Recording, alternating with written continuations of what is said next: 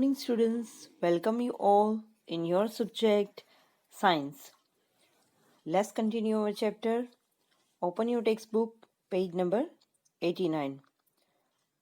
Yes, Standard Unit of Measurement. देखो, सब लोग जो चेक कर रहे थे, हमने देखा कि एक्टिविटी में सब लोग टेबल मेजर कर रहे हैं हैंड स्पान से और फुट स्पान से वो लेंथ मेजर कर रहे थे क्लासरूम की। तो सबके अलग अलग थे मेजर, बराबर होता है ना। आपके घर पे भी आपने चेक किया होगा। मैंने बोला था कि अपने पेरेंट्स के साथ या तो अपने भाई बहन के साथ चेक करो कि कोई भी एक चीज़ ले लो, उसमें आप अपना हैंड स्पैन चेक करो, फिर आपके भाई का या बहन का करो, तो अलग अलग आएंगे, बराबर। तो नंबर्स अलग अलग आएंगे तो कैसे डिसाइड होगा कि किसका राइट है। तो इसीलिए कोई भी मेज़र करने के लिए एक स्टैंडर्ड यूनिट होना चाहिए कि जिससे कोई भी मेज़र करे तो वो सेम आना चाहिए। In ancient times, in length of a foot, the width of a finger, and the distance of the step were commonly used as different units of measurement. बराबर, पहले के ज़माने में ये सब यूज़ करते थे वो लोग। फिंगर का नाप या तो जो अपने हैंड स्पान है, बराबर, फुट स्पान, उसका यूज़ करते थे। Okay, the people of the Indus Valley civilization must have used very good measurements of length because we see evidence in exhibition of perfectly geometrical construction. बराबर, जो Indus valley civilisation था वो भी हमें पता है। तो वहाँ पे वो लोग परफेक्ट मेज़र करते थे। वो किस बिना पे हम बोल सकते हैं, क्योंकि वहाँ पे कुछ ऐसे एविडेंस मिले हैं, बराबर। A cubit has a length from the elbow to the fingertips was used in ancient Egypt and was also expected as a unit of length in the other parts of the world. बराबर। तो जैसे hand span और foot हमने देखा, वैसे qubit मतलब कि जो एल्बो से हमारे फिंगर तक का जो मेज़र है, बराबर, उसका यूज़ करते थे। तो इजिप्ट में ज़्यादातर उस एरिया में ये ऐसे यूज़ होता था और उस टाइम पे सब जगह पे ये यूज़ करते थे। People also use the foot as a unit of length in different parts of the world and the length of the foot used varied slightly from region to region, बराबर। तो कई जगह पे फुट यूज़ करते थे, कई जगह पे ये क्यूबिट यूज़ करते थे। People measured a yard of cloth by the distance between the end of the outstretched arm their chain, बराबर। चेन मतलब चीन से पूरा ऐसे हाथ ऐसे, वो शायद आपने देखा होगा। जो गांव में जो लेडीज होती है ना, वो भी कुछ कपड़ा ऐसे मेजर करती हैं, तो अभी भी वो ऐसे मेजर करते हैं। मतलब 1 मीटर मतलब कितना होता है पता है। वो लोग ऐसे करते हैं कि फिंगर से पूरा आर्म, हाथ एक और चीन तक टच होना चाहिए, तो ऐसे कपड़ा वो मेजर करते थे। The Romans measured with their pace और स्टेप्स, तो ऐसे वो स्टेप का यूज करके मेजर करते थे। In ancient India small length measurements used were an equal finger और मुथ फर्स्ट मतलब fist. Even today we can see flower sellers using their forearm, okay, as a units of length for garlands in many towns of India. Yes, तो मैंने बोला ना कि अभी भी कुछ जगह पे आपको ये मतलब वो मेजरमेंट ऐसे दिखेगा। वो कुछ ऐसे जो हार वगैरह बनाना होता है तो वो ऐसे ही अपने हैंड स्पान और मैंने बोला ना कि चीन से पूरे आर्म से मेजर करते थे, तो वहाँ पे वो ये से यूज करते हैं। Many such body parts continue to be in use in unit of length when convenient, मतलब जब उनको कन्वीनियंट लगा तो अभी भी कुछ जो टेलर्स होते हैं वो भी अपने फिंगर्स को बीच में रख के हैंड स्पैन को ऐसे रख के वो मेजर कर लेते हैं, उनको वो आदत है इसलिए। However, everyone's body parts could be a slightly different sizes. Okay, this must have caused confused in the measurement in 1790. तो देखो ऑब्वियस है, सबके अलग अलग मेजरमेंट होंगे, थोड़ा कंफ्यूजन तो होगा ना, सबके अलग अलग मेजर होंगे, तो छोटा मोटा ऐसे ना पाएगा, तो कैसे हम लोग डिसाइड करेंगे कि किसका राइट है किसका रॉन्ग है। तो 1790 तक ये सब था। The France created the standard unit of measurement called the matric system. तो फ्रांस में पहले मेजरमेंट के लिए परफेक्ट जो यूनिट, स्टैंडर्ड यूनिट डिसाइड किया गया। For the sake of unfortunately scientists all over the world have accepted a set of the standard units of measurement। बराबर, तो उन्होंने जो मेजरमेंट के लिए स्टैंडर्ड यूनिट डिसाइड किया, फिर आगे जाके वो ऑल ओवर वर्ल्ड में यूज हुआ। The system of unit now used in known as the international system of unit. Okay, तो जो स्टैंडर्ड यूनिट्स थे, तो पहले वो मैट्रिक यूनिट्स बोला जाता था, पर अभी ऑल ओवर वर्ल्ड में यूज हो रहा है, इसलिए उसे इंटरनेशनल सिस्टम बोला जाता है, मेजरमेंट सिस्टम। ओके, तो units, ISI, international units. A metre scale is shown in figure 10.6, also shown is the 15 centimeter scale in your geometry box।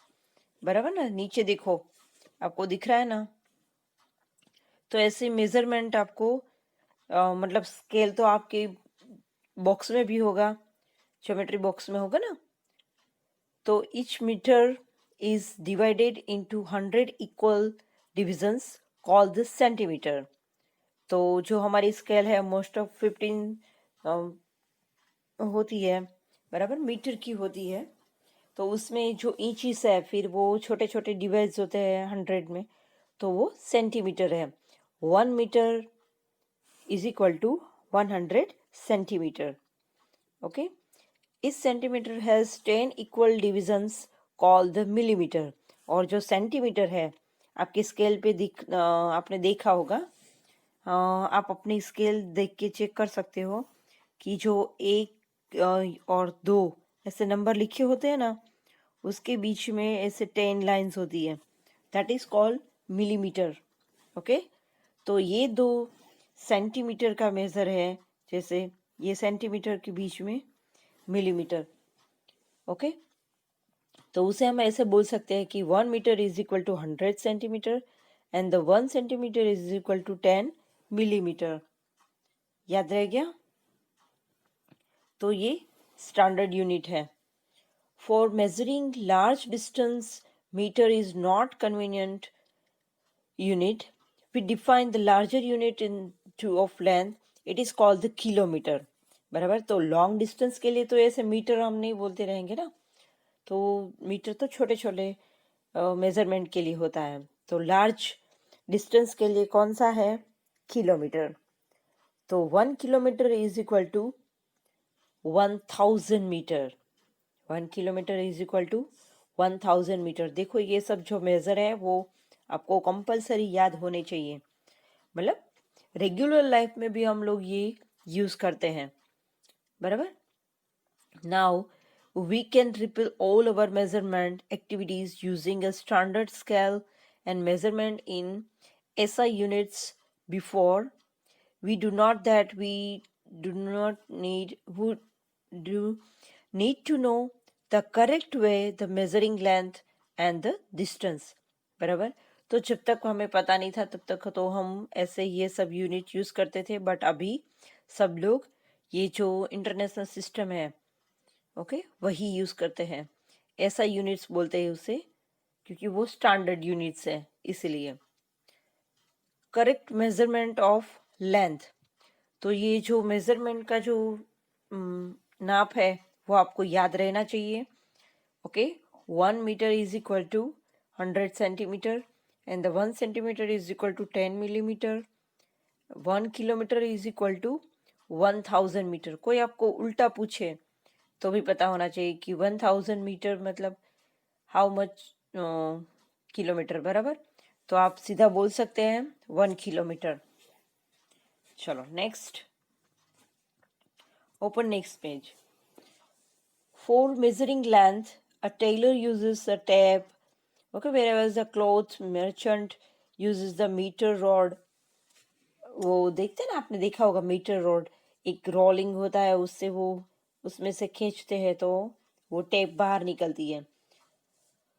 For measuring the length of an object, you must choose a suitable device.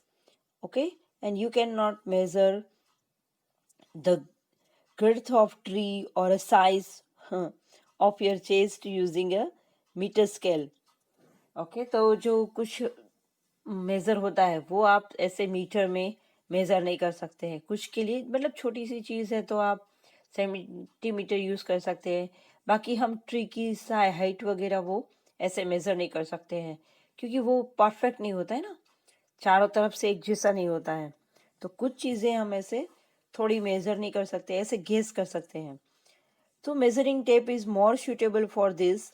For small measurements such as the length of your pencil, you can use 15 centimeter scale from your geometry box. तो छोटी छोटी चीज़ों के लिए हम मतलब वो centimetre में आता है, तो आप ऐसे कोई डिवाइस यूज़ कर सकते हैं. बराबर, जैसे कि हमारे ज्योमेट्री बॉक्स में जो छोटा स्केल है उससे आप यूज़ कर सकते हैं, क्योंकि वो 15 सेंटीमीटर जितना होता है. तो छोटी चीज़ों के लिए हम पेंसिल का जो मेज़रमेंट है, तो ऐसे हम जो हो छोटे छोटे नाप वो सेंटीमीटर में यूज़ करते हैं. In takes measurement of the length we need to take care of following. चलो, कोई भी मेजरमेंट लेना हो तो कैसे करना है. First, place the scale in contact with the object along its length as known in figure 10.7. देखो, जिसका मेजर करना है तो उसे वहां पे रखो, मतलब आगे का जो है उसका एज, वहां से जो स्टार्ट हो रहा है वहां पे जो बॉक्स का एज है ऐसे रखो. देखो बराबर, स्टार्टिंग से देखा है ना, जो स्केल है उसका स्टार्टिंग पॉइंट और ये बॉक्स का एंडिंग पॉइंट, बराबर दोनों की एज वहाँ पे ऐसे सीधा रखना है. ये परफेक्ट है. और ये देखो नीचे की फिगर में, उसने ऐसे रखा है, बराबर, तो दैट इज नॉट परफेक्ट. तो वो अच्छे से नाप नहीं आएगा, उसमें 2-3 पॉइंट्स ऊपर नीचे हो जाएंगे, बराबर, मतलब बढ़ जाता है. तो ऐसे नहीं करना है, सीधी स्केल रखनी है, तो ये परफेक्ट मेजरमेंट होगा. Taking measurements from the zero mark of the scale, you can use any other full mark of the scale. Okay, say 1 centimetre, मतलब जो एक एक पॉइंट्स है वो 1 सेंटीमीटर जितना है, फिर आप वहाँ पे वो मेजर कर सकते हैं. Then you must subtract the reading of this mark from the reading at the other end. For example, in figure 10.8, मतलब देखो एक से यहाँ पे हुआ तो हमें दिखता है कि 13 जितना हुआ एक साइड पे, बराबर, तो वहाँ पे 13 मेजरमेंट हुआ. फिर आगे जाके दूसरे साइड से फिर से स्टार्ट करो तो वहाँ पे कितना है वो आप ऐसे अच्छे से देख सकते हो. At the other end it is 14.3 centimeter. Therefore the length of the object is 14.3.1, मतलब वो millimetre, centimetre is equal to 13.3 centimetre. तो हम ऐसे सेंटीमीटर जो ऊपर के जो बड़े बड़े नंबर्स है तो ऐसे आप देख सकते हैं. Okay, correct the position of I is also important for taking measurement. Okay, your eye must be exactly in front of the point where the measurement is to be taken, shown in figure 10.9. जैसे figure में आपको ये बाजू की book देखो, बाजू के page में वो लोग देख रहे हैं ना, वैसे तो मतलब आपका ध्यान बिल्कुल वही होना चाहिए कि कौन सा फिगर आया है उसमें, तो परफेक्ट मेजरमेंट होगा. Position B is the correct position of the eye, not from the position B is reading 7.5 centimeter. From position A and C the reading may be different. तो मतलब साइड से आप देखोगे तो आपको अलग अलग मेजरमेंट दिखाई देंगे, बराबर. तो आपकी जो आई साइट है वो एकदम सामने होनी चाहिए। तो सामने से आप देखोगे तो आपको परफेक्ट मेजरमेंट दिखाई देगा। तो पॉइंट्स जो है मेन तो ठीक से दिखते हैं। जो देखो सी वाला है उससे 1 पॉइंट कम दिख रहा है, ए वाला है उससे 1 पॉइंट ज़्यादा दिख रहे हैं, क्योंकि वो ऐसे साइड से देख रहे हैं, राइट। तो ऐसे मेज़र नहीं करना है, परफेक्ट पोजीशन में करना है। चलो देखते हैं activity 3। Measure the height of your classmate using hand span and they by using meter scale. Okay, for this ask your classmate to stand with his back against a wall. Okay, दीवार के पास उसको खड़ा कर दो और फिर hand span से measure करो, फिर स्केल से मेजर करो। Make a mark on the wall exactly above his head. Now measure the distance from the floor to the mark on the wall with your hand span and then with a meter scale। मतलब उसे दीवार के पास खड़ा कर दो। जैसे हम लोग क्लास में आपका मेजरमेंट लेते हैं ना, आपकी हाइट चेक करते हैं, आपको पता ही है। तो वैसे आपको उसे खड़ा करना है। तो ऊपर स्केल रख के आप उसकी हाइट वहाँ पे पॉइंट कर दो। फिर नीचे से लेके ऊपर तक ऐसे आप यूज़ कर सकते हैं, बराबर। तो मेज़रमेंट करने के लिए हम ऐसे यूज़ करते हैं। तो आप देखो कि क्या डिफरेंट है। ओके, चलो मतलब स्टूडेंट तो वही है आपका फ्रेंड। फिर उसकी हाइट जो है तो आपको हैंड स्पैन से और स्केल से चेक करना है। Let all other students okay measure this length in a similar way record and all observes in table 10.3। देखो फिर दूसरे स्टूडेंट्स को बोलो कि वो भी मेज़र करें। तो वो अपने हैंड स्पैन से करेंगे, फिर वो भी स्केल से भी करेंगे। तो फिर आपको देखना है क्या फ़र्क पड़ता है। ऑब्वियसली समझ जाओगे आप। जो हैंड स्पैन वाला है वहाँ पे अलग अलग फिगर आएंगे, बराबर। किसी का जो बड़ा हाथ है तो उसके कम हैंड स्पैन नंबर होंगे। ओके, किसी का हाथ छोटा है तो उसके हैंड स्पैन में नंबर्स ज़्यादा होंगे। और जो आप स्केल से कर रहे हो तो सबका एक जैसा ही रिजल्ट आएगा। ओके, तो study carefully result obtained by the different students. The result in the column 2 may be the different from each other and the length of the hand span may be different in different students। बराबर ना, होगा ना कि जो सब लोग check कर रहे हैं तो सबकी जो हैंड स्पैन की जो नंबर्स है वो अलग अलग आएंगे। ओके, और जो स्केल से कर रहे हैं वो सेम होगा। So look at the result of in column 3 where the measurements are done using a standard scale.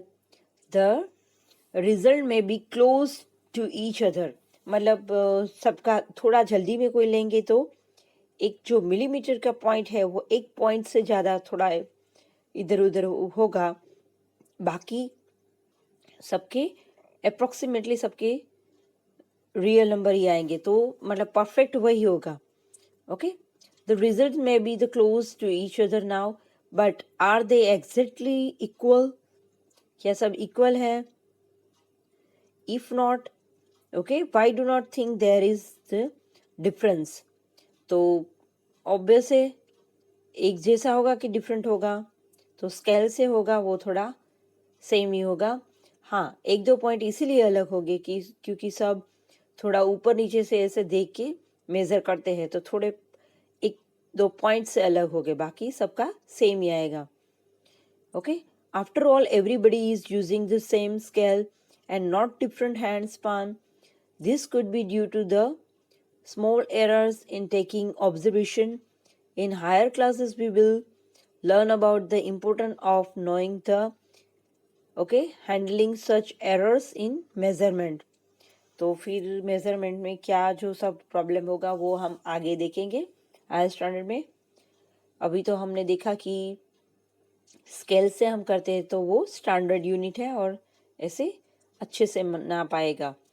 Measuring the length of a curved line. तो देखो अभी जो कर्व्ड लाइन है उसे कैसे मेजर करें, आपको कोई आइडिया है? बराबर, कर्व्ड लाइन है उसे मेजर करने के लिए क्या करते हैं देखो। We cannot measure the length of the curved line, okay, directly by using the meter scale. तो ऐसे मीटर स्केल तो सीधी होती है, तो कर्व लाइन को हम मेजर कैसे करें? ओके, तो उसके लिए देखो नीचे एक्टिविटी है कि कोई आप कर्व लाइन है उसके ऊपर धीरे धीरे एक एक करके ऐसे आप ऐसे थ्रेड सेट करते जाओ उसकी कर्व के ऐसे, बराबर।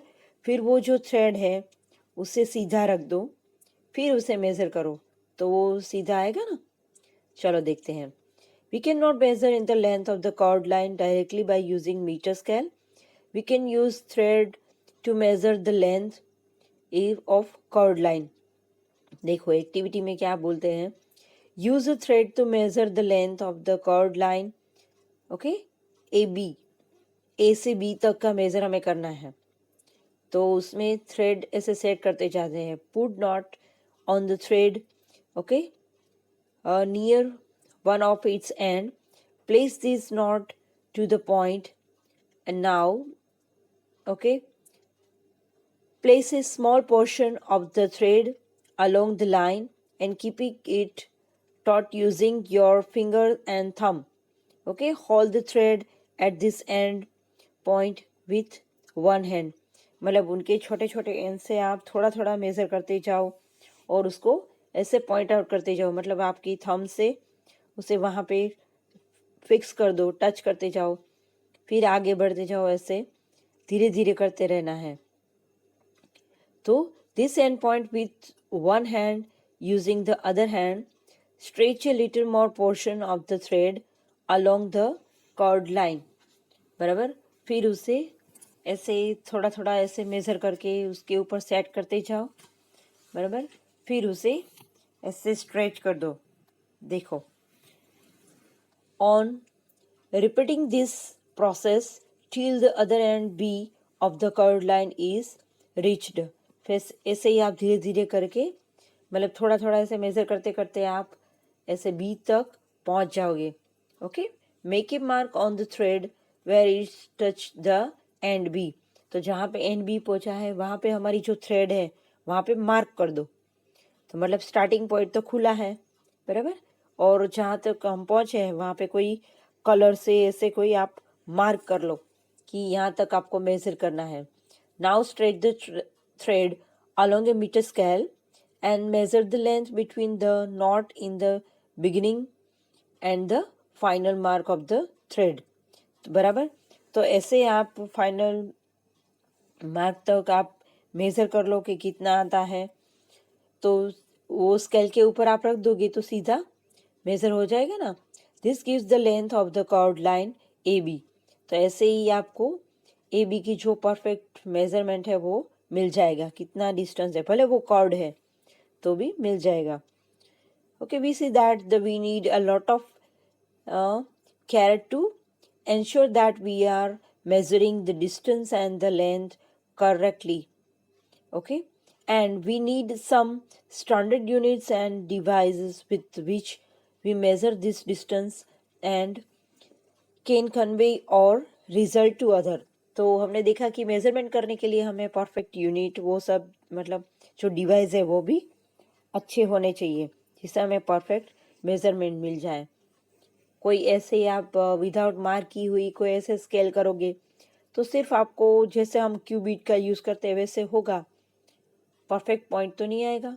तो एक स्टैंडर्ड डिवाइस लेना है जिसमें स्टैंडर्ड यूनिट हो। Okay, moving things around us. चलो अब हमारे आसपास जो चीज़ है उसकी मूवमेंट के बारे में बोलते हैं कि मूविंग।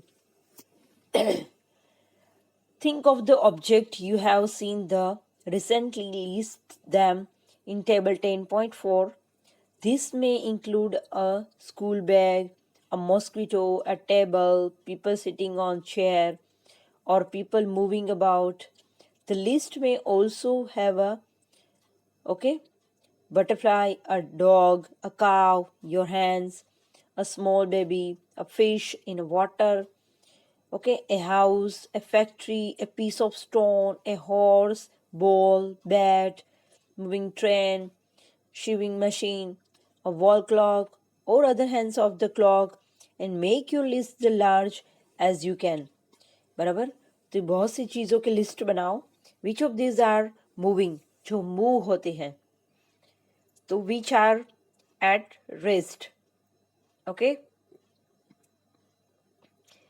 द मूविंग मतलब जो मूव होती है ऐसी चीज, and which are the rest. चलो चेक करते हैं। Object at rest in motion. चलो, ऑब्जेक्ट एट रेस्ट मतलब जो बिल्कुल मूव नहीं होते हैं, ऐसे ही रहते हैं। तो जैसे कि हाउस हुआ, टेबल, क्लॉक, मोस्ट ऑफ जो नॉन लिविंग थिंग्स है, बराबर, तो वो मूव नहीं होंगे। जैसे कि flying bird.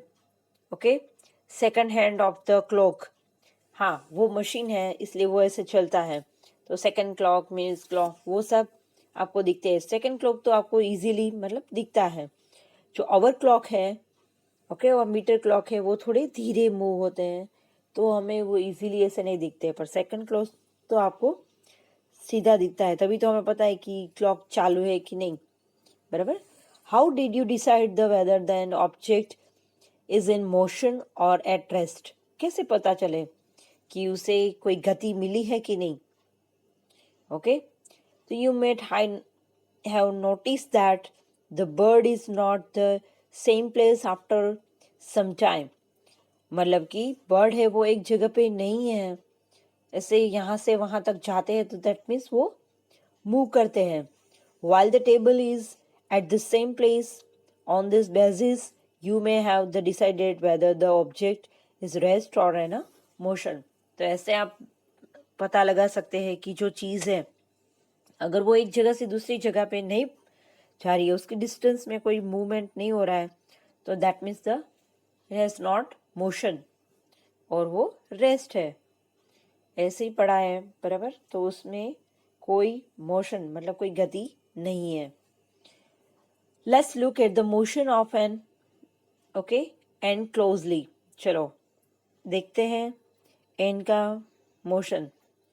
Okay, select place where you find ants, spread a large sheet of white paper on the ground and keep a little sugar on it. Ants are likely to be attracted to the sugar, and you will find many ants, okay, crawling on the sheet of paper soon। मतलब एक white sheet ले लो, उसके ऊपर थोड़ी sugar spread कर दो, फिर देखो उसकी स्मेल से वो एंट तो सीधे अट्रैक्ट हो गए और वहाँ पे वो आ जाएंगे। And for any one of ant, try and make a small mark with a pencil near its position, okay, when it just crawled onto the sheet of paper। बराबर, को तो कोई एंट है, उसका जो मोशन है, उसका जो वे है, उसे आप पेंसिल से ऐसे मार्क करते जाओ। देखो नीचे फिगर में दिख रहा है, बराबर। तो आप देखेंगे keep marking its position after few seconds as it moves along the sheet of paper, and after some time shake the paper free of the sugar and the ends. Connect the different points you have marked with arrows to show that the direction in which the ant was। तो आप mark करोगे तो वो कौन से direction में है वो भी आपको पता चलेगा, और कहाँ पे वो मतलब शुगर के जो पार्टिकल्स हैं, ओके, क्यूब्स है, वहाँ पे वो कैसे पहुँचते हैं। तो ऐसे आप उसका मेज़र कर सकते हैं। तो स्टूडेंट्स आज के लिए यहाँ पे रखते हैं, ओके, बाकी इन द नेक्स्ट वीडियो। तो आप समझ गए कि मेज़रमेंट कितना ज़रूरी है, और स्टैंडर्ड यूनिट्स हम यूज़ करके परफेक्ट मेज़र कर सकते हैं। Thank you students.